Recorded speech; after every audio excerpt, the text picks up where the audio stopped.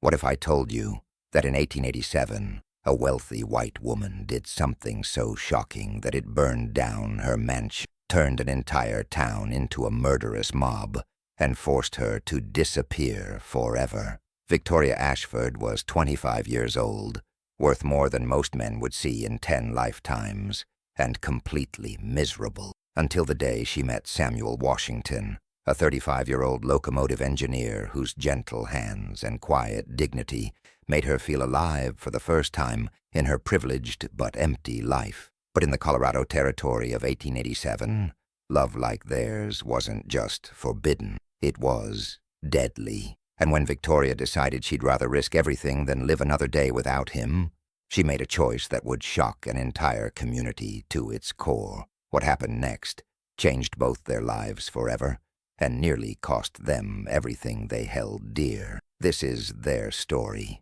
and I guarantee you've never heard anything like it. So hit that like button if you're ready for a tale of forbidden love, dangerous choices, and the courage it takes to fight the whole world for the person you can't live without.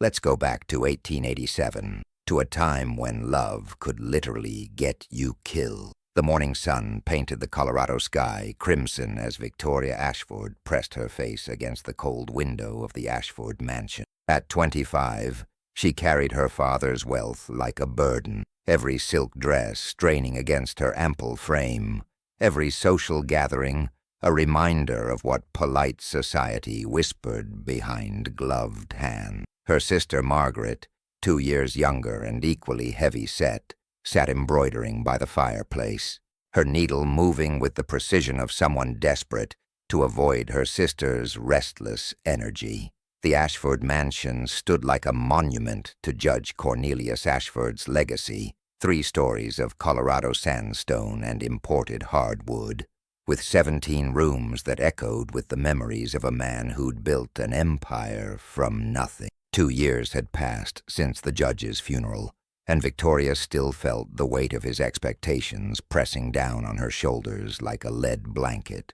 Every morning brought another decision about the mines, the cattle operations, or the private railroad line that connected their estate to Denver. At 25, she controlled the largest fortune in Silverbrook County, and the responsibility was slowly crushing her spirit. "The new locomotive driver arrives today," Victoria announced, her breath fogging the glass. Father's old engineer finally retired to California, said his arthritis couldn't handle another Colorado winter. Margaret looked up from her embroidery, her round face creased with concern. "Sister, you know Mother's rules about the help. We maintain distance. We're civil but not familiar. Father always said." "Father is dead, Margaret." The words came out sharper than Victoria intended. "Mother's been dead for 10 years. Their rules died with them." But even as she said it, Victoria felt the familiar guilt gnawing at her stomach. Judge Ashford had raised his daughters with strict expectations about their place in society. They were to be ladies, refined, distant, untouchable. They were to marry well, bear children, and continue the family legacy. The fact that no suitable gentleman had yet proposed to either sister was a source of constant anxiety for Margaret and growing rebellion for Victoria. The sound of approaching horses drew her attention back to the window. Through the morning mist that clung to the valley like ghostly fingers, she saw him, tall, broad-shouldered, with skin dark as polished mahogany. Samuel Washington climbed down from the supply wagon with the grace of a man who'd spent his 35 years working with his hand. His worn leather jacket couldn't hide the strength in his shoulders, and when he removed his hat, revealing close-cropped hair touched with silver at the temples, Victoria felt something stir in her chest that she'd never experienced before. She began, then stopped herself, her hand unconsciously moving to her throat. "He's what?" Margaret asked, following her sister's gaze out the window. "Nothing, just different than I expected." But it wasn't nothing. As Samuel Washington walked toward their private train station with confident, measured steps, Victoria Ashford felt the first crack in the carefully constructed walls of her predictable life. His movements were purposeful, controlled. like a man who knew his worth, despite what the world might think of his color. There was dignity in the way he carried himself, intelligence in his dark eyes as he surveyed the property that would be his responsibility. Samuel paused near the locomotive, running his hands along the engine's steel body with the tenderness of a man greeting an old friend. Even from the distance of the mansion's windows, Victoria could see the care in his movements, the professional assessment in his posture. This wasn't just another railroad worker looking for steady wages. This was a man who understood machinery, who respected the power and precision required to operate the massive engines that connected their isolated mountain community to the wider world. "I should go introduce myself," Victoria said, already moving toward the door. "Make sure he understands the schedule, the expectations." "Victoria Ashford." "You will do no such thing," Margaret said, setting down her embroidery with unusual firmness. "It's not proper for ladies of our standing to personally greet the help. Send Thomas to handle the introductions." But Victoria was already reaching for her shawl. "Thomas is in Denver on business, remember? And I won't have it said that the Ashford family lacks courtesy toward their employees." She didn't wait for Margaret's response. The locomotive's whistle echoed across the valley as she stepped out into the crisp morning air, and Victoria shivered. Though whether from cold or anticipation, she couldn't say. Something was changing. She could feel it in the mountain wind that carried the scent of pine and possibility, something that would alter the course of her carefully ordered life forever.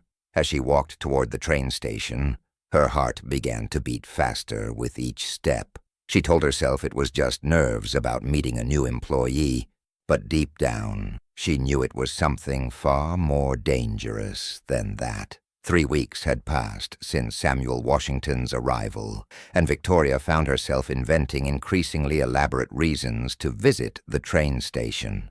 Each morning brought a new excuse: checking the mail delivery schedule, inspecting the passenger compartments for proper cleaning, ensuring the freight arrangements were in order, reviewing the fuel consumption reports.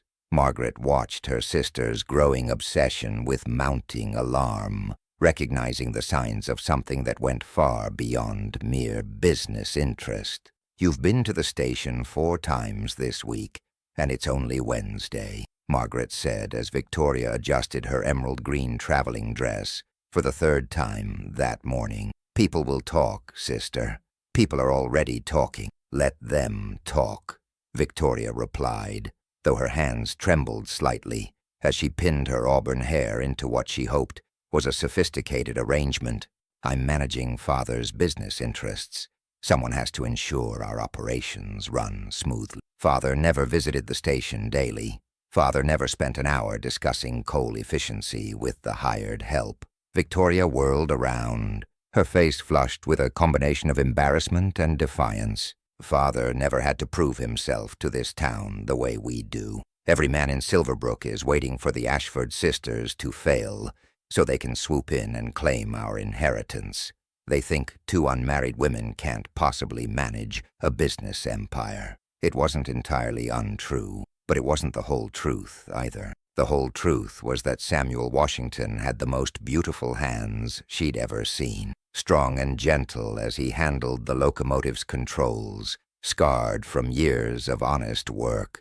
When he spoke to the engine as if it were a living creature, his voice carried a tenderness that made her heart race and her palms grow damp. The truth was that she'd started having dreams about those hands, about that voice, about the way his eyes crinkled when he smiled at some private joke about the mechanical temperament of steam engine number 7. "Morning, Miss Ashford," Samuel said as she approached the platform, his voice deep and respectful. But she caught something else in his dark eyes, a wariness that spoke of experience with complicated situations involving white women who paid too much attention to colored men. "Mr. Washington, how is the number 7 running today? I noticed she seemed to be working harder on yesterday's run to Denver." "Smooth as silk now, ma'am. Had a bit of trouble with the firebox yesterday, but I got her sorted out.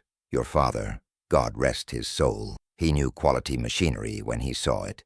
This engine's got at least another 20 years in her, if she's treated right. Victoria stepped closer, close enough to smell the mixture of coal smoke, leather soap, and honest sweat that seemed to cling to his clothes. The scent was intoxicating in a way that made her feel slightly dizzy. You knew my father personally? Worked for him briefly in '84, before I went east to work for the Denver and Rio Grande. He was a fair man, Miss Ashford. Treated his people right, paid honest wages, didn't care about a man's color as long as he did his job well. When I heard about the position opening up here, I remembered that fairness. Said he'd have a place for me when I was ready to settle down somewhere permanent. And now, you're ready to settle down. Samuel's dark eyes met hers directly, a boldness that both shocked and thrilled her. In her 25 years, no man had ever looked at her with such open assessment, such honest interest. The gentleman callers who'd visited the mansion over the years had looked at her father's money, her family's position, the advantageous marriage she might represent. But Samuel Washington was looking at her, really seeing her as a woman. Maybe I am, Miss Ashford. Maybe I am. Got tired of moving from town to town, job to job. Man gets to be 35. He starts thinking about putting down roots, finding some stability. The train whistle blew, signaling departure time for the morning run to Denver. As Samuel climbed into the engine cab, tipping his hat in a gesture that was both respectful and somehow intimate, Victoria felt something dangerous blooming in her chest. She stood on the platform long after the train disappeared around the mountain bend, watching the smoke trail dissipate into the crisp morning air, her heart hammering against her ribs like a caged bird desperate for freedom. Mrs. Patterson and Mrs. Holbrook were watching from the general store steps.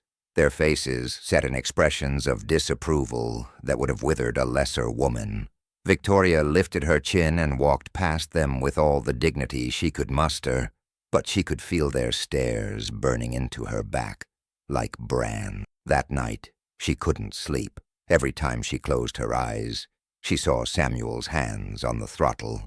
Imagined them touching her face with the same gentle precision he used to coax life from steel and steam. For the first time in her 25 years, Victoria Ashford understood what desire meant, and it terrified her more than anything she'd ever faced. It also thrilled her in ways that made her feel more alive than she'd ever been. By March, the entire town of Silverbrook had begun to whisper with the intensity of a gathering storm. Victoria's daily visits to the train station hadn't gone unnoticed, and the gossip spread through the community like wildfire through dry mountain grass. At Sunday service, conversation stopped mid-sentence when she entered.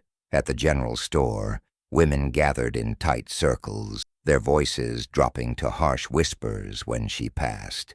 Even the men had begun to take notice, their discussions at the saloon growing more heated with each passing day. "It's unseemly," she heard Mrs. Patterson say to Mrs. Holbrook as they examined bolts of fabric.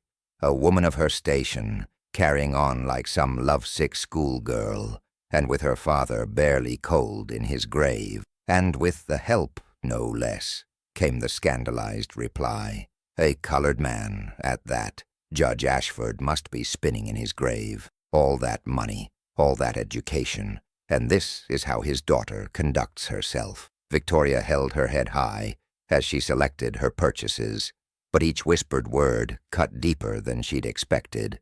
The worst part was that some of their criticism wasn't entirely unfair. She was behaving unlike herself, abandoning the careful reserve that had defined the Ashford women for generations. But she couldn't seem to stop herself. Every morning brought an irresistible pull toward the train station, toward Samuel's quiet competence and unexpected wisdom. Margaret had stopped accompanying her to town entirely, claiming frequent headaches, though Victoria suspected her sister was simply avoiding the shame by association. The Ashford mansion felt increasingly empty, with Margaret retreating to her room and Victoria pacing the halls like a restless spirit.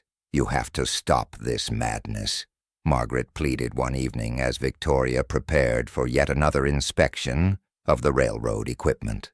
The whole town is talking, sister. Reverend Whitmore asked me specifically if you were feeling well. Mrs. Davidson suggested you might benefit from a stay at that rest facility in Colorado Springs, the one for women suffering from nervous conditions. A rest facility? Victoria laughed, but there was a bitter edge to the sound. You mean an asylum for hysterical women who don't know their proper place? I mean they're questioning your mental state, Victoria. A 25-year-old unmarried woman of good family, chasing after a colored man 15 years her senior. They think you've lost your mind. Some are saying you've been affected by the altitude.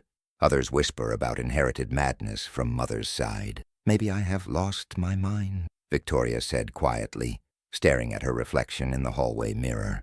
Maybe losing my mind is the only way to find my heart. I've spent 25 years being the perfect daughter, the proper lady, the dutiful heiress. And what has it gotten me? A cold house, cold meals, and a cold bed. I've never felt anything real until you decided to make a fool of yourself over the hired help.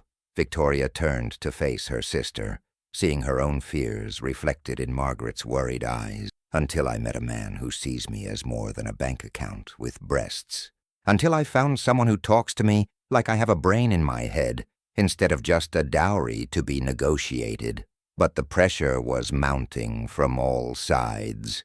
That afternoon, Samuel himself had seemed different, more distant, almost cold. When she'd approached the locomotive with her usual enthusiasm, he'd barely acknowledged her presence, focusing intently on his mechanical duties with an intensity that felt deliberately excluding. "Mr. Washington," she'd said, "is everything all right? You seem preoccupied today." "Everything's fine, Miss Ashford. Just busy is all. Got to get this engine ready for the afternoon freight run. Have I done something to offend you? Said something inappropriate?"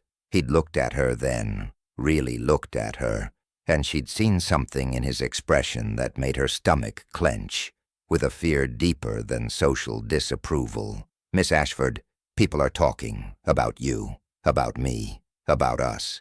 There ain't no us, but that don't seem to matter to folks with small minds and big mouths. I don't care what people say. They don't understand. Well, maybe you should care. You got a reputation to protect, a position in this community. I got a job to keep and a life to preserve, and we both got responsibilities that don't include making spectacles of ourselves." He'd climbed into the engine cab without another word, leaving Victoria standing on the platform with her heart breaking and her pride in tatters. The dismissal felt like a physical blow, worse than any of the whispered gossip or social condemnation she'd endured. That night, alone in her father's study, surrounded by ledgers and legal documents that represented everything she was supposed to value, Victoria made a decision that would change everything. If Samuel Washington wouldn't come to her willingly, if he insisted on maintaining the barriers that society had built between them, she'd find another way to tear those barriers down. After all, she was Victoria Ashford. She owned half the county, controlled more wealth than most men would see in a lifetime. Surely that power had to count for something when it came to matters of the heart. The confrontation came on a warm April morning when Sheriff Jake Morrison arrived at the Ashford mansion with his hat in his weathered hands and deep concern etched across his sun-damaged face. Victoria received him in the formal parlor, noting how his steel-gray eyes avoided meeting hers directly, a telling sign from a man who'd faced down armed cattle rustlers without flinching. "Miss Ashford," he began, clearing his throat with obvious discomfort. "I'm afraid I need to speak with you about a delicate matter concerning your activities at the train station. If this is about my visits to inspect our railroad operations, Sheriff Morrison, I fail to see how my business management concerns the law enforcement of this county. It concerns the peace and stability of this community, ma'am. Folks are getting worked up something fierce. There's been talk, ugly talk, about you and your employee. I've had 3 separate formal complaints this week about inappropriate conduct between a white woman of standing and a colored man. Victoria's face flushed red with indignation.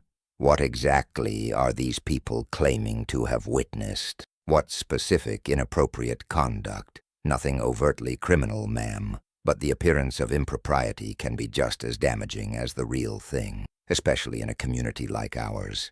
I'm suggesting, for your own protection and his, that you might want to adjust your management style, perhaps conduct your business through intermediaries. Are you telling me, Sheriff Morrison, that I cannot inspect my own property, that I cannot speak directly to my own employees about matters affecting my own business interests? Sheriff Morrison shifted his weight from one boot to the other, his discomfort palpable. I'm telling you that Samuel Washington is a good man who's worked hard to build a solid reputation in this town, and you're a lady who deserves respect and protection from gossip and worse. Neither of you is being well served by the current circumstances. And what exactly do you mean by worse, Sheriff? The lawman's expression grew grave. Miss Ashford, you're a sheltered woman from a good family. You maybe don't understand how quickly situations like this can turn dangerous.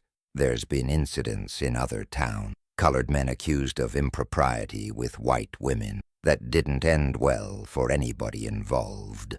The implied threat hung in the air between them like smoke from a discharged gun. Victoria felt a chill run down her spine as the full implications of the sheriff's warning settled into her consciousness. This wasn't just about social embarrassment or damaged reputations anymore. This was about Samuel's physical safety, possibly his life. After the sheriff left, promising to keep the peace, but making it clear that his ability to do so depended on her cooperation, Victoria paced the parlor like a caged wildcat.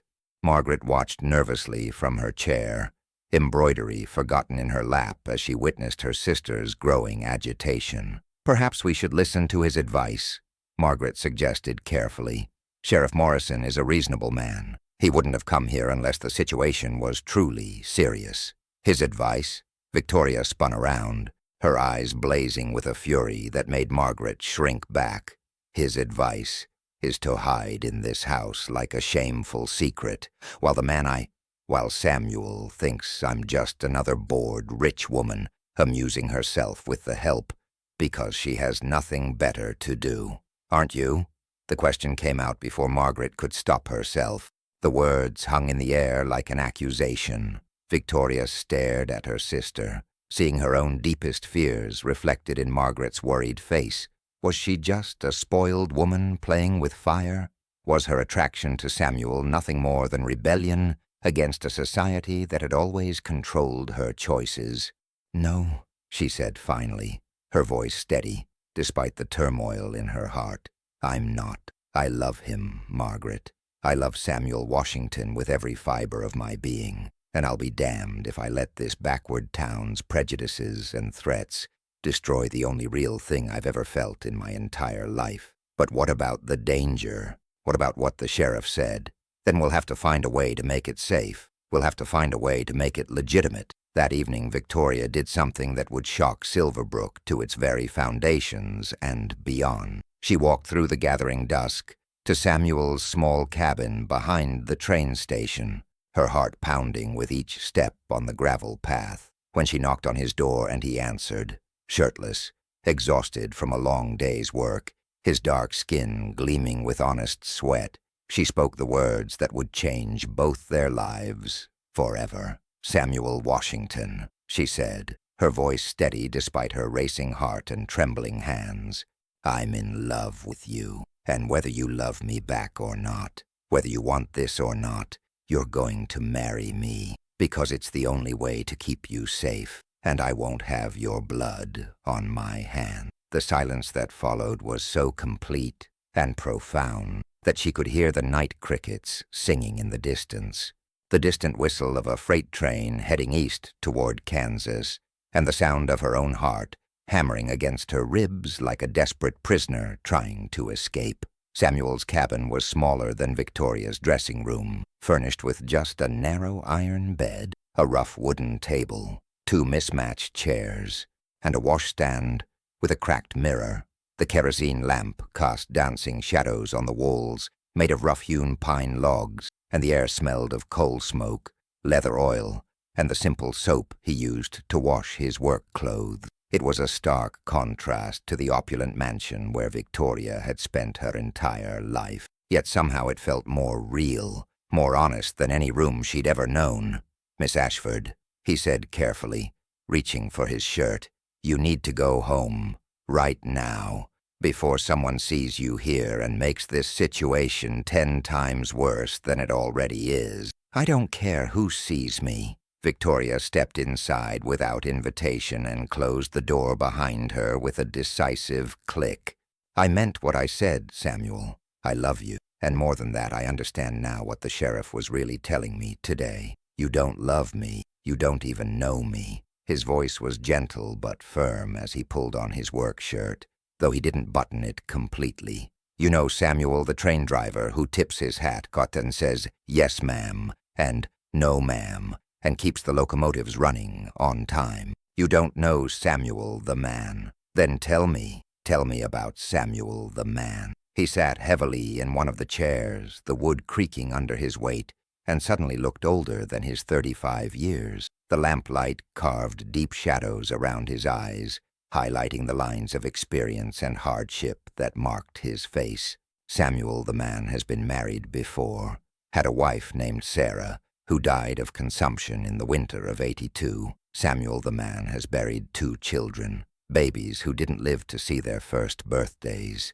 taken by the fever that sweeps through the colored sections of towns when the white doctors won't come calling." Victoria felt tears stinging her eyes, her heart aching for losses she couldn't imagine. "I'm sorry. I didn't know. I should have asked. Of course you didn't know, because to you I'm just another piece of property your daddy left behind. Something interesting to play with when you get bored with embroidery and social calls." "That's not true, isn't it?" He stood up, his full height towering over her small frame. "You think because you got money and power, you can just decide you want something and take it? You think because you own the railroad, you own the man who runs it?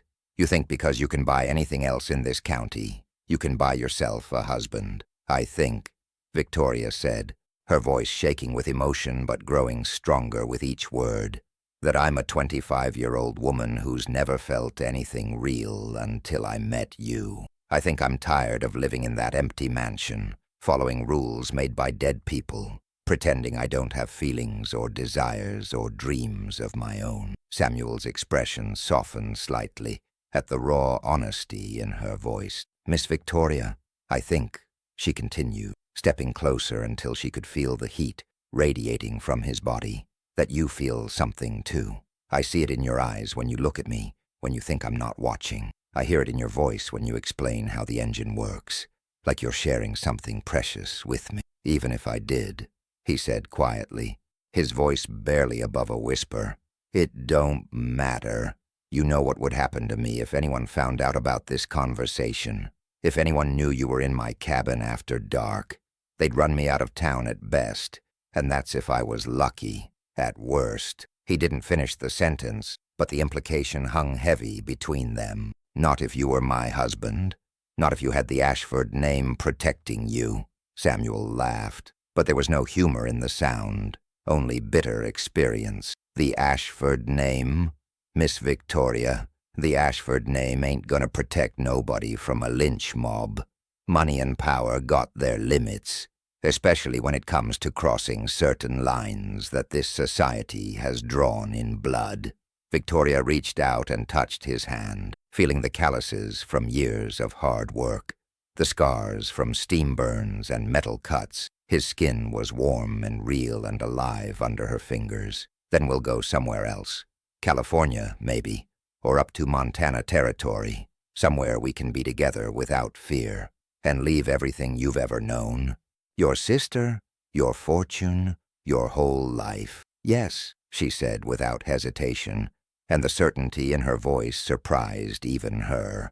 "I'd leave it all for you. I'd leave it all for the chance to wake up every morning next to someone who sees me as more than a bank account in a corset." In the flickering lamplight, Samuel saw something in her green eyes that he'd never seen before. Not in any white woman, not in this impossible situation. He saw love, real, desperate, dangerous love that was willing to sacrifice everything for the chance at happiness. And despite every instinct screaming at him to run, despite every hard-learned lesson about the deadly consequences of crossing racial lines, he felt his carefully constructed walls beginning to crumble. "Miss Victoria," he whispered, reaching up to touch her face with fingers that trembled slightly, "you're gonna be the death of both of us." "Maybe," she whispered back, leaning into his touch. "But what's the alternative? Living half a life? Dying slowly from loneliness and regret? At least this way, if we die for something real." The wedding took place on a sweltering June morning in 1887, in the formal parlor of the Ashford mansion, under circumstances that would be talked about in Silverbrook County for generations to come. Only 5 people attended the ceremony. Victoria, radiant despite her nervousness. Samuel, dignified in his borrowed formal wear. Margaret, who alternated between tears of joy and sorrow. Reverend Thomas Whitmore, who'd been paid a small fortune for his discretion and his willingness to perform what many would consider an unholy union, and Sheriff Jake Morrison, who attended reluctantly, at Victoria's specific insistence, to ensure the absolute legality of the proceeding. Victoria wore her mother's wedding dress, a magnificent creation of ivory silk and French lace that had been hastily altered by Margaret to accommodate her fuller figure. The dress strained slightly at the seams, but she felt beautiful, radiant even, as she stood beside Samuel in the morning light streaming through the tall windows. He wore a borrowed black suit jacket from the undertaker, pants from the town blacksmith, and a white shirt that Margaret had purchased from the general store that very morning. Nothing fit quite perfectly, but his dignity remained intact as he stood straight and proud, speaking his vows in a voice steady and strong, despite the magnitude of what they were undertaking. "I, Samuel Washington, take you, Victoria Ashford, to be my lawfully wedded wife, to have and to hold in sickness and in health, for richer or poorer, for better or worse, till death do us part." The words carried extra weight, given their circumstances. They both understood that, for worse, might come much sooner than either of them hoped, and that, till death do us part, might not be as distant a prospect as it would be for other couples. Margaret wept quietly through the entire ceremony, whether from joy for her sister's happiness or sorrow for the dangerous path she'd chosen. Victoria couldn't tell, probably both. Reverend Whitmore's hands shook visibly as he performed the service, sweat beading on his forehead despite the early morning hour. He'd initially refused Victoria's request, citing both social propriety and personal safety concern, until she'd presented him with enough gold coins to fund his church's expansion and his own comfortable retirement. Sheriff Morrison stood stone-faced by the window, his weathered hand resting unconsciously on his gun belt as he watched the road for any signs of trouble. He'd argued strenuously against the ceremony taking place at all, warning of the potential consequences, but Victoria had been adamant. If they were going to take this step, it would be legal, documented, and unquestionable. "By the power vested in me, by the territory of Colorado and Almighty God," Reverend Whitmore said, his voice barely above a whisper, "I now pronounce you husband and wife. What God has joined together, let no man put asunder." Samuel kissed his bride gently, briefly, acutely aware of the eyes watching them and the historical magnitude of the moment. Victoria wanted to throw her arms around him, to celebrate this moment she'd dreamed of for months, but the tension in the room was suffocating. Even in her moment of triumph, she could feel the weight of societal disapproval pressing down on them like a physical force. "Congratulations, Mrs. Washington," Margaret said, the new name sounding strange and foreign on her tongue. She embraced her sister carefully, whispering, "I hope you know what you've done. I hope you're prepared for what comes next."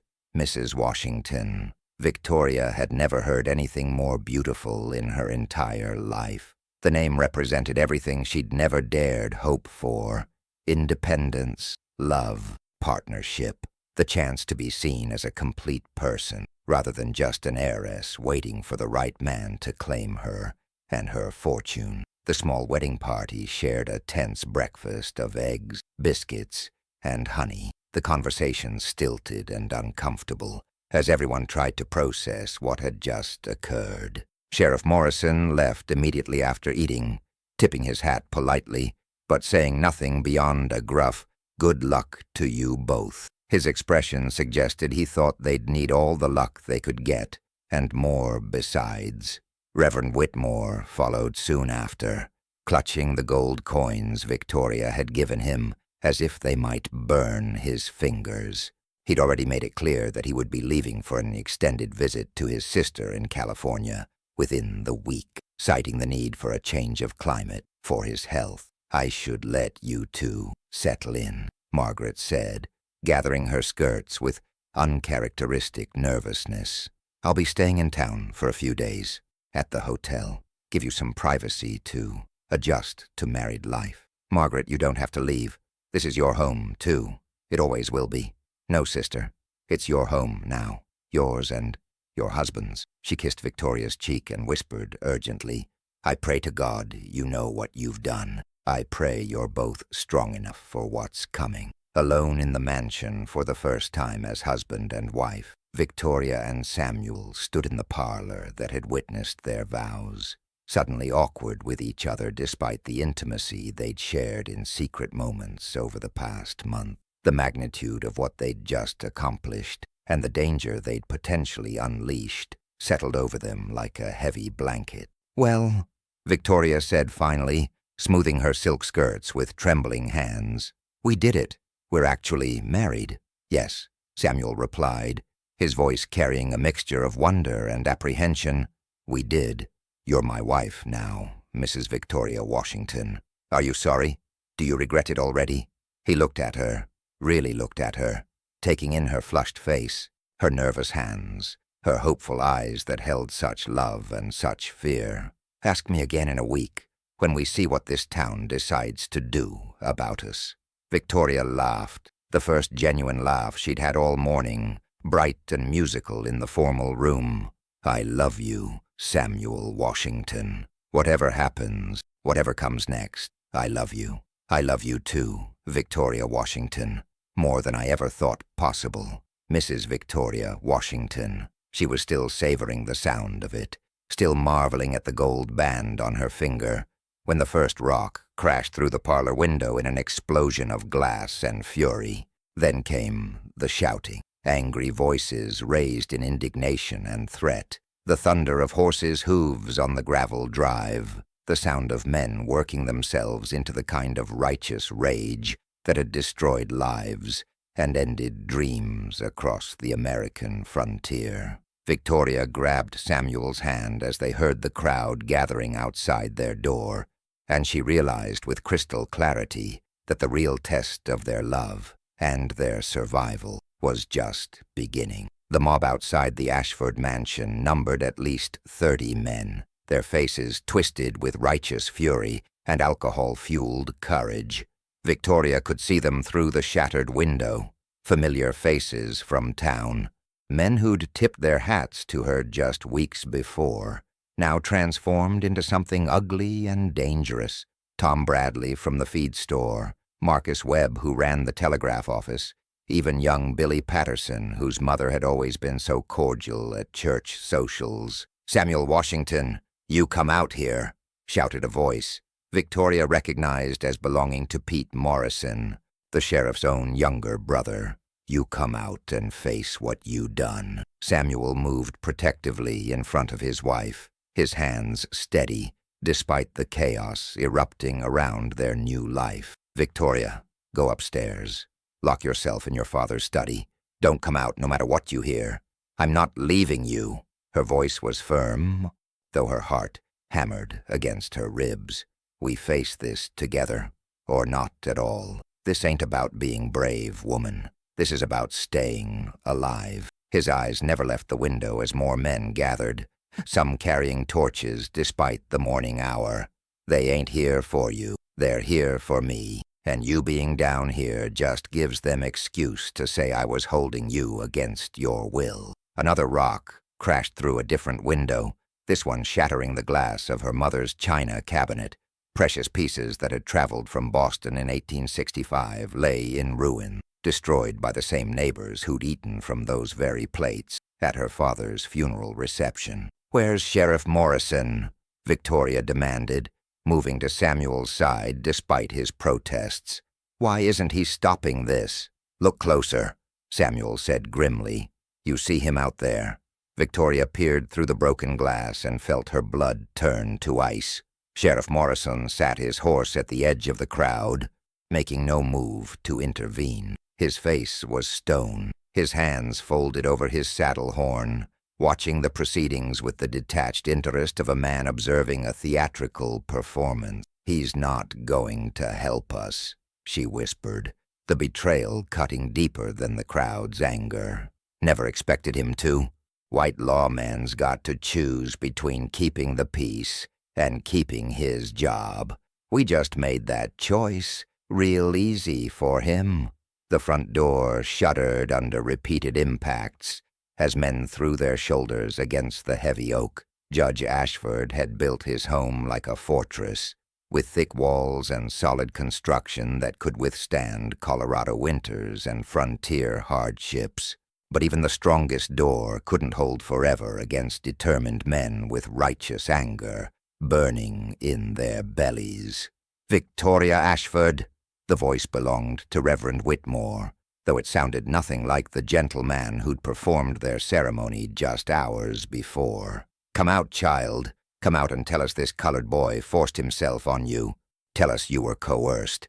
"I should go to them," Victoria said, starting toward the door.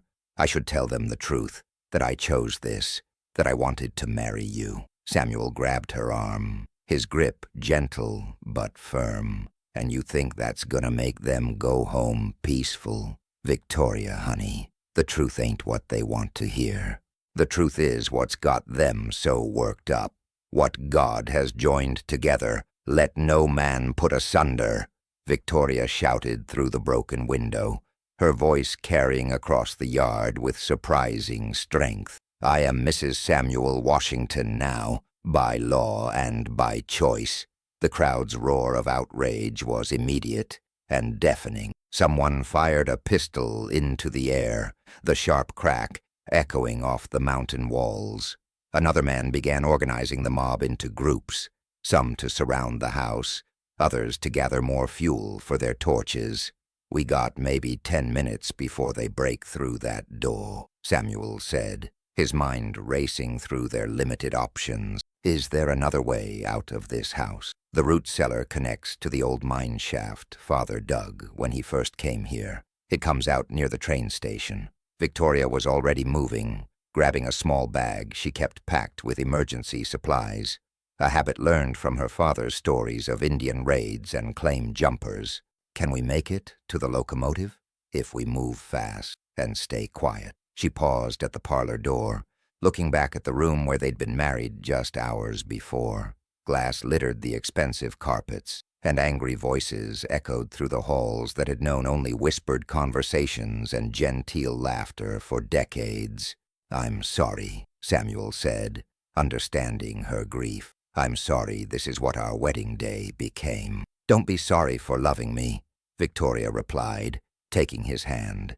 "Be sorry we have to run, but never be sorry for loving me." The sound of splintering wood from the front door told them their time had run out. Hand in hand, the new Mr. and Mrs. Washington disappeared into the darkness of the root cellar, leaving behind everything they'd ever known except each other and the dangerous hope that love might be stronger than hatred. Behind them, the mob poured into the Ashford mansion like floodwater, destroying everything they could find in their search for the man who dared to marry above his station. and the woman who'd chosen love over the safety of convention. The root cellar tunnels were darker than Victoria had remembered from her childhood explorations, and the air was thick with the smell of damp earth and old timber. Samuel moved ahead of her with surprising grace for such a large man, feeling his way along the rough-hewn walls that her father had carved from living rock 30 years before. The sounds of the mob searching the mansion above filtered down through the floorboards, furniture overturning, glass breaking, her mother's precious books being torn and scattered.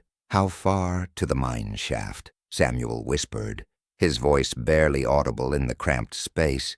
"Maybe 200 yards. Father used it to move gold secretly when he didn't trust the regular roads." Victoria's wedding dress caught on protruding roots and jagged stones, the expensive silk tearing with soft ripping sounds that seemed thunderous in the underground silence. They crawled through sections where the ceiling dropped to 4 feet, pressed through narrow passages where Victoria's ample frame barely fit, and waded through pools of standing water that soaked through their wedding clothes. Behind them they could hear the mob had discovered the cellar entrance, their angry voices echoing down the tunnel like pursuing demons.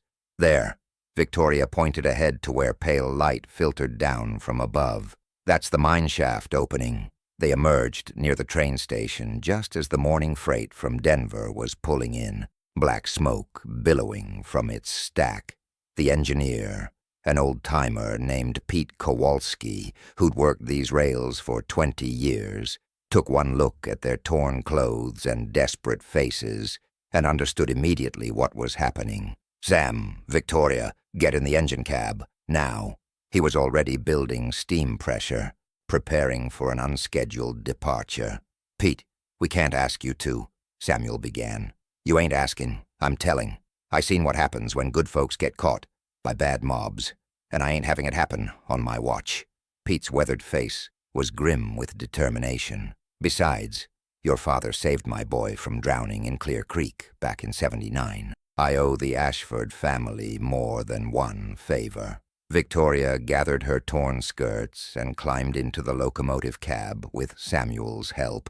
Just as the first members of the mob came pouring out of the mine shaft entrance, Sheriff Morrison was with them now, his badge glinting in the morning sun, his hand resting on his gun butt. "Samuel Washington," the sheriff called out. "Stop right there. You're under arrest for kidnapping and assault." "What kidnapping? What assault?" Victoria leaned out of the cab, her voice carrying clearly across the rail yard. "I'm here of my own free will. I'm his wife. No decent white woman marries a colored man willingly," Sheriff Morrison called back. "You been coerced, miss. Probably drugged or threatened. We're here to rescue you." The locomotive lurched forward with a blast of steam and the squeal of steel wheels on steel rails. Pete had opened the throttle wide, and the heavy engine was picking up speed faster than Victoria had ever experienced. Behind them, some of the mob members were running alongside the train, trying to jump aboard, but the acceleration was too quick for them to match. "Where are we going?" Victoria asked, holding tight to the cab's iron railing, as the world rushed past in a blur of pine trees and mountain stone. "Denver," Pete shouted over the engine noise. "Got friends there who'll hide you until we can figure out what comes next. Railroad Brotherhood takes care of its own." But Samuel was looking back at the receding town of Silverbrook with troubled eyes. "They're gonna follow us, Pete. Soon as they can get horses organized, they'll be coming hard. Maybe. But horses can't catch a locomotive running full out. We got a head start and a downhill grade most of the way to Denver. They want to catch us. They'll have to telegraph ahead and get the authorities involved." Victoria felt a chill that had nothing to do with the mountain air rushing past the open cab. "Samuel, what if they do that? What if they wire ahead and have us arrested in Denver?" "Then we keep running," Samuel said, his arm tightening around her waist. "California, Oregon, maybe up to Canada, somewhere they can't reach us. And give up everything, the railroad, the mines, Father's legacy." Samuel turned to face her fully, his dark eyes serious in the morning light. "Victoria, Honey, you got to understand something. Your father's legacy, all that money and property, it don't mean nothing if we're dead. And that mob back there, they weren't planning on having a reasonable conversation about our marriage choices. The train rounded a curve, and Silverbrook disappeared behind them forever. Victoria watched the last glimpse of her childhood home vanish into the mountain wilderness and felt something die in her chest. Not love, not hope, but the last vestige of innocence about the world she'd been born into. "I know," she said quietly. "I know what they would have done to you, to us. Then you understand why we can't ever go back. Not to Silverbrook, maybe not to Colorado at all." The locomotive thundered down the mountain grade toward Denver and an uncertain future, carrying two people who'd discovered that love, no matter how pure or true, couldn't overcome the hatred and fear that poisoned the hearts of small minds in small town. But they were alive, they were together, and for now, that had to be enough. Denver in July of 1887 was a city caught between its rough frontier past and its ambitious future as a major Western metropolis. The streets bustled with mining millionaires, railroad barons, cattle ranchers, and the thousands of working people who served their enterprises. It was a place where money talked louder than prejudice, where opportunities existed for those bold enough to seize them, and where a man and woman could disappear into the crowds if they were careful and clever. Pete Kowalski's friends in the Railroad Brotherhood had been true to their word. Within hours of their arrival, Samuel and Victoria found themselves in a small apartment above Murphy's Irish Tavern in the Five Points district, far from the fashionable neighborhoods where Victoria's social peers might recognize her. The building owner, a grizzled Irishman named Sean Murphy, asked no questions and accepted payment in advance for a month's rent. "You'll be safe here," Murphy assured them, his accent still thick despite 20 years in Colorado. Five Points don't judge nobody for nothing, long as they pay their bills and don't cause trouble. The apartment was tiny, just 2 rooms with a shared kitchen down the hall, but it was clean and private. Victoria stood at the single window, looking down at the diverse crowd in the street below. Chinese laundrymen, Mexican laborers, German brewers, former slaves who'd come west seeking freedom, and white families struggling to make their way in the new economy. "It's so different from Silverbrook," she said, watching a Chinese woman haggle with an Irish fishmonger over the price of fresh trout. "Different can be good," Samuel replied, unpacking the few possessions they'd managed to bring. "Different means people mind their own business.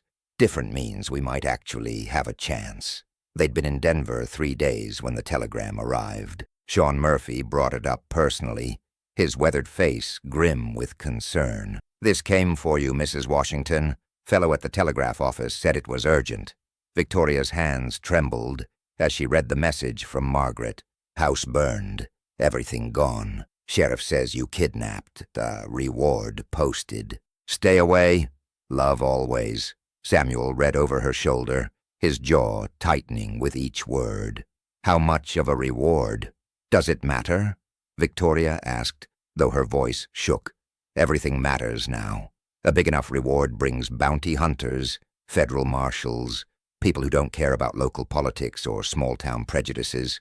They just want the money." Sean Murphy cleared his throat. "If you don't mind me asking, how much trouble are you folks in? Because I got family to protect, and I can't have federal men kicking down my doors." Victoria looked at Samuel, seeing her own fears reflected in his eyes. They were truly alone now, cut off from everything and everyone they'd ever known. The Ashford fortune was gone, burned to ash along with the mansion. Margaret was safe, but powerless to help them. And somewhere behind them, men with badges and guns were following their trail. "We'll leave in the morning," Samuel said quietly. "Find somewhere else to go. We don't want to bring trouble to you or your family." "Now hold on," Murphy said, raising a hand. "I didn't say you had to leave. I just said I needed to know what we're dealing with. How much is this reward?" Victoria showed him the telegram. Murphy read it twice, whistled low, and handed it back. $500. That's serious money, but not serious enough to bring in the professionals, at least not yet. He studied their faces carefully. You two really married legal? Yes, sir, Samuel replied. By a minister, with witnesses. And nobody forced nobody into nothing? No, sir. We married for love. Murphy nodded slowly. Then you got a right to be together, far as I'm concerned. But you can't stay here. $500 is enough to tempt some of my neighbors, and I won't have blood spilled in my building. Where can we go? Victoria asked, the magnitude of their situation finally hitting her fully. We have some money, but not enough to go very far. I got a cousin in San Francisco. Big city, lots of different kinds of people. Railroad connections if Sam here wants to keep working trains. But it's expensive to get there. And dangerous, too. Lot of empty country between here and California. Samuel and Victoria looked at each other, communicating without words the way married couples learn to do. They both understood that this was the moment of final choice. They could try to return to Colorado, face whatever consequences awaited them, and hope for mercy from people who'd already shown they had none. Or they could step into the unknown, trusting in their love and their determination to build something new together. San Francisco, Victoria said finally. When can we leave? There's a freight train heading west tomorrow night. Unofficial passengers sometimes ride in the cattle cars, if they don't mind the smell and the discomfort. Cost you $50 each. It was more money than many families saw in a year, but they had no choice. Samuel nodded. We'll take it. That night, in their tiny room above the tavern, Samuel and Victoria held each other close and talked about the future they were trying to build from the ashes of everything they'd lost. Do you regret it? Samuel asked, as they lay in the narrow bed, listening to the sounds of the city settling into sleep. Never, Victoria whispered. Do you? Ask me again when we get to California. Outside their window, Denver continued its restless growth, indifferent to the hopes and fears of two people who'd discovered that love was both the most powerful and most dangerous force in the world. The freight train to California was a rolling hell of heat, dust, and animal stench that tested even the strongest constitution. Victoria and Samuel, huddled in a cattle car with 6 other unofficial passengers, a Chinese family fleeing persecution in Colorado mining camps, 2 Mexican workers seeking better wages in California fields, and an old prospector who'd lost everything in a card game and was starting over at 70. For 3 days, they endured scorching desert heat during the day and bone-chilling cold at night as the train crossed Nevada's brutal landscape. Victoria's wedding dress, already torn from their escape, became a tattered ruin. Her soft hands blistered from gripping the rough wooden slats during the train's violent swaying. Samuel fashioned a makeshift shelter from cargo tarps, but nothing could completely block the dust and cinders that filled the air. This ain't what you signed up for when you married me, Samuel said on the second night, as Victoria shivered against his chest. I signed up for better or worse, she replied, her voice hoarse from dust and dehydration. This is just worse, coming a little earlier than expected. It was during the 3rd day, as they approached the California border, that their luck ran out. The train ground to a halt at a water stop in the middle of nowhere, and Victoria heard voices outside the cattle car that made her blood freeze. Check every car. They got to be here somewhere. Telegraph from Denver said they'd be on this train. Through gaps in the wooden slats, Victoria saw 3 men in federal marshal badges talking to the train conductor. One of them was studying a photograph, probably the wedding portrait that had been taken for the Silverbrook newspaper before everything went wrong. Sam, she whispered urgently. Marshals, they're searching the train. The other passengers in their car had heard, too. The Chinese family began gathering their few possessions, preparing to run. The old prospector just shook his head and settled back against the wall. Been running all my life, he muttered. Too old to start again now. Samuel was already moving, helping Victoria toward the far end of the car, where a loose board offered a possible escape route. Can you fit through there? I think so. What about you? I'll manage. But they both knew Samuel's broad shoulders would barely squeeze through the narrow opening. The sound of approaching footsteps on gravel ended their debate. Samuel kissed Victoria quickly, fiercely. If they catch me, you keep running. Get to San Francisco. Start over. Not without you. Yes, without me. Promise me, Victoria. Promise me you'll save yourself. I promise. She lied, knowing she'd never abandon him. The cattle car door slammed open with a bang that echoed like gunfire. Federal Marshal James Harrison stood silhouetted against the blazing desert sun, his hand resting on his gun butt as he surveyed the frightened passengers. Well, what do we have here? You folks got tickets for this train? We're just traveling. Marshal, the old prospector said calmly, ain't breaking no laws. Maybe not, but we're looking for two specific passengers, a colored man named Samuel Washington and a white woman named Victoria Ashford. You seen anybody matching that description? Samuel stepped forward, shielding Victoria with his body. I'm Samuel Washington. And the woman? Victoria stood up slowly, her chin raised with the dignity her father had taught her. I'm Victoria Washington, his wife. Marshal Harrison studied them both carefully, comparing their faces to the photograph in his hand. Well, I'll be damned. Found you at last. Samuel Washington, you're under arrest for kidnapping, assault, and violation of territorial marriage laws. Victoria Ashford, you're coming with us for your own protection. I'm not Victoria Ashford anymore, she said clearly. I'm Victoria Washington, and I don't need protection from my own husband.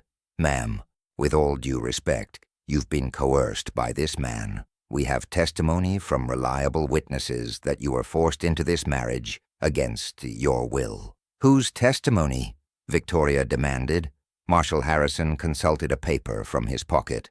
Reverend Thomas Whitmore swore under oath that you were threatened and intimidated into the ceremony.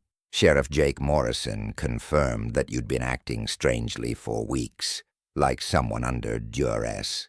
Victoria felt the betrayal like a physical blow. The very men who'd participated in their wedding were now claiming it had been forced. The same people who had taken her money and witnessed her vows were rewriting history to save their own reputations. That's a lie, she said, but her voice sounded weak even to her own ears. Maybe so, ma'am, but that's for a judge to decide. In the meantime, you're both coming back to Colorado to face these charges. Samuel's hand found Victoria's, squeezing gently. They both understood what returning to Colorado meant. There would be no fair trial, no chance for justice. Samuel would face a lynch mob disguised as legal proceedings, and Victoria would be declared mentally incompetent and locked away in an asylum. As the marshals shackled Samuel's hands behind his back, Victoria made a decision that would shock everyone who thought they knew her. She stepped close to her husband, looked into his eyes with all the love and determination she possessed, and spoke words that would echo across the desert like a battle cry. Whatever happens next, she said clearly, remember that I chose you, I chose us, and I'd choose you again, even knowing how this story ends. The marshals led them away from the train toward horses, waiting in the blazing sun, toward a return journey that both Samuel and Victoria suspected might be their last trip together. But in that moment, surrounded by enemies and facing an uncertain fate, they had something their captors could never understand or take away. They had each other, and they had a love worth dying for. The journey back to Colorado took 5 days on horseback, with Victoria and Samuel riding with their hands bound, and federal marshals flanking them on all sides. Marshal Harrison had surprised Victoria by providing her with proper riding clothes from the nearest town, claiming he wouldn't have it said that federal authorities mistreated ladies, even misguided one. The irony wasn't lost on her. They were treating her with more courtesy as a prisoner than many people had shown her, as a free woman making her own choices. Samuel rode silently most of the time, his dark eyes constantly scanning the horizon and assessing their captors. Victoria recognized the look.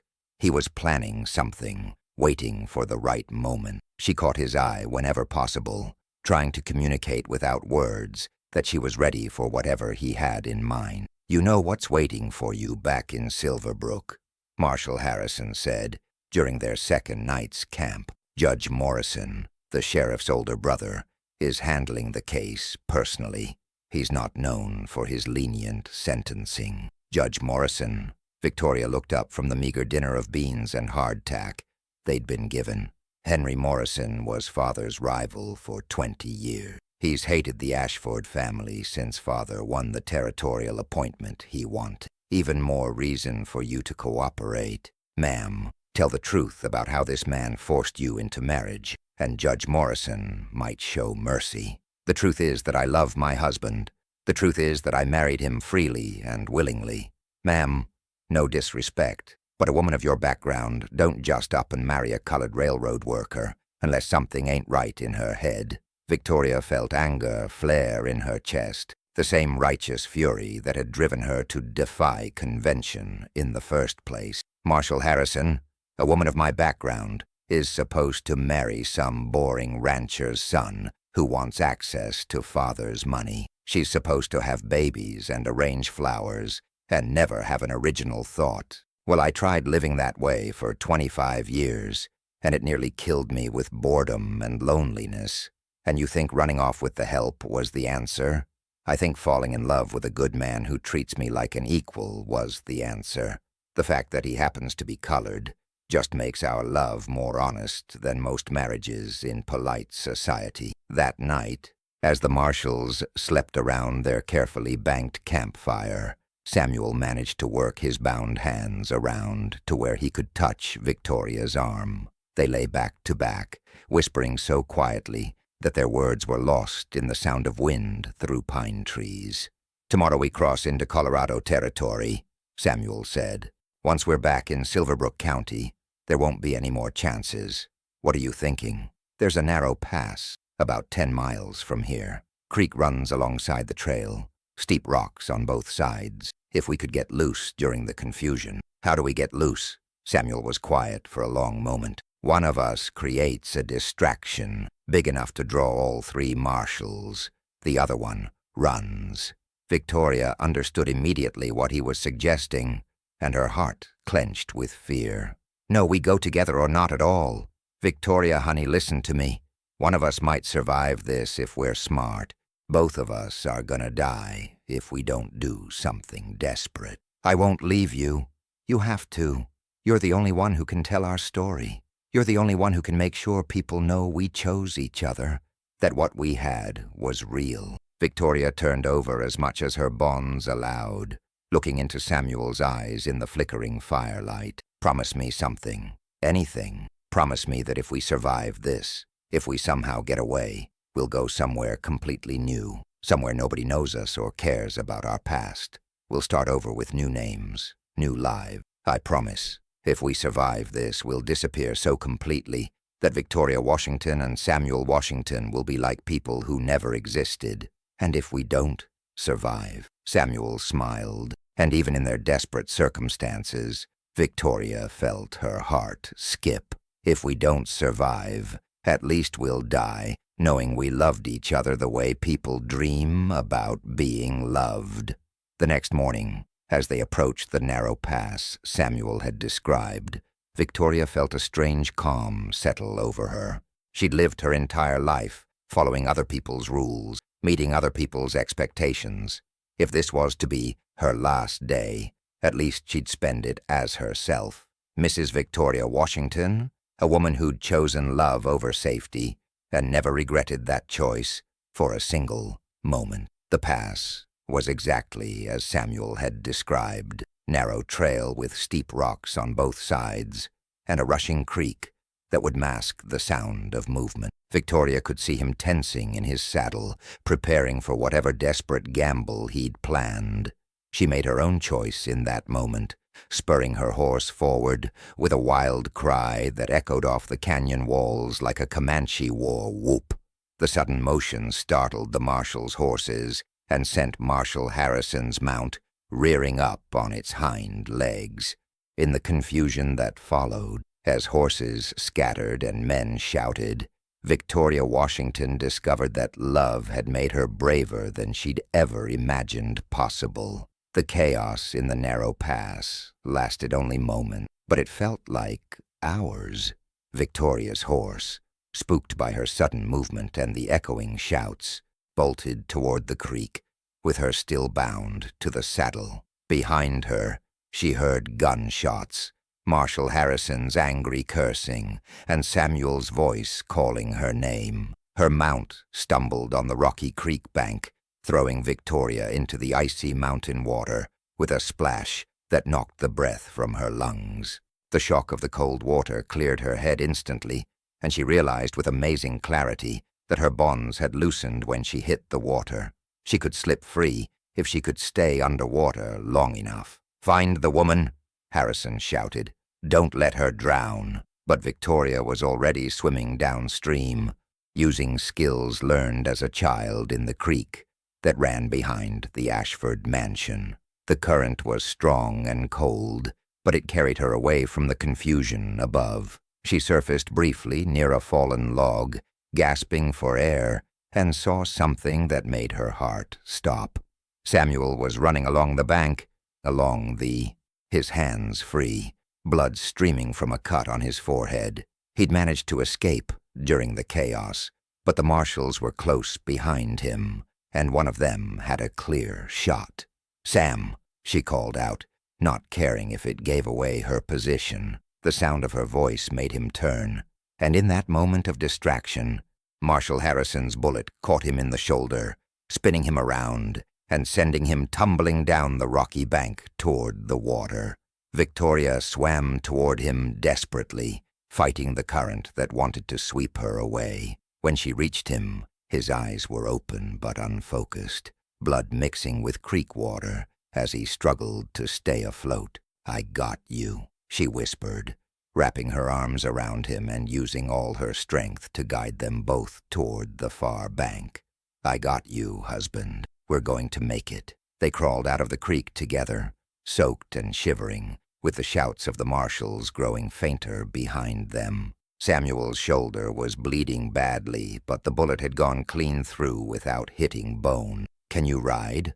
Victoria asked, spotting two horses that had bolted from the confusion and were now grazing peacefully in a meadow 50 yards away. "I can do whatever I have to do to get us out of here," Samuel replied, though his face was pale with pain and blood loss. They caught the horses and rode hard for 3 hours, following deer trails and creek beds that wouldn't leave tracks for the marshals to follow. By evening, they'd reached an abandoned mining camp 20 miles from the pass, little more than a few collapsed buildings and a mine shaft that went nowhere. As Victoria tended Samuel's wound with strips torn from her riding skirt, they both understood that they'd reached the end of their run. The marshals would organize a search party, bring in dogs, maybe even call for military assistance. 2 people on foot in the Colorado wilderness couldn't evade professional trackers forever. "This is it, isn't it?" Victoria said quietly, as she bandaged his shoulder with the last of the clean cloth. "Looks that way." Samuel winced as she tightened the makeshift bandage. "I'm sorry, Victoria. I'm sorry I couldn't give you the life you deserved. You gave me the only life I ever wanted." She settled beside him in the ruins of what had once been someone's cabin. 6 months ago, I was dying slowly in that mansion, following rules made by dead people, pretending I was happy. You gave me life, Samuel. Real life, with real choices and real consequences. Even if it ends like this, especially if it ends like this, I'd rather have 6 months of being truly alive than 60 years of being a well-dressed corpse. They held each other as darkness fell over the abandoned mining camp, listening for sounds of pursuit that didn't come. Maybe the marshals had given up for the night, or maybe they were already dead and just didn't know it yet. "If we don't make it," Samuel said as stars appeared in the clear mountain sky, "I want you to know something. I never believed in love before I met you. Never thought it was real. Thought it was just something people told themselves to make the loneliness bearable. And now? Now I know different. Now I know love is the only thing that makes any of this worth doing. The only thing that makes us more than just animals and surviving from one day to the next." Victoria kissed him then, tasting blood and creek water and the salt of tears. She hadn't realized she was crying. "I love you, Samuel Washington. Whatever happens tomorrow, tonight, I love you." They made love in the ruins of the mining camp, surrounded by the ghosts of other people's broken dreams, and discovered that love could bloom even in the darkest places. When morning came, they were ready for whatever fate awaited them. But fate, as it turned out, had one more surprise in store. The man who found them at dawn wasn't a federal marshal or a bounty hunter. He was Pete Kowalski, the engineer who'd helped them escape from Silverbrook, leading 2 pack horses loaded with supplies. "Figured you folks might need some help," he said with a grin. "Got friends in Oregon Territory who don't ask too many questions about people's past. You interested in starting over as wheat farmers?" Victoria looked at Samuel, seeing hope kindle in his dark eyes for the first time in days. "Oregon? Free land for anyone willing to work it. New territory, new laws, new chances." Pete handed them each a set of identification papers. "Meet Thomas and Mary Johnson, lately of Missouri, heading west to start a farm." As they rode away from the abandoned mining camp toward a new life and new names, Victoria Washington, soon to be Mary Johnson, understood that sometimes love wasn't about finding a happy ending. Sometimes love was about finding the courage to keep writing new chapters, no matter how many times the old story tried to destroy you. Behind them, Colorado and everything they'd ever been faded into memory. Ahead lay Oregon, uncertainty, and the chance to discover who Thomas and Mary Johnson might become when they were finally free to love each other without apology or fear. Their story was far from over. It was just beginning.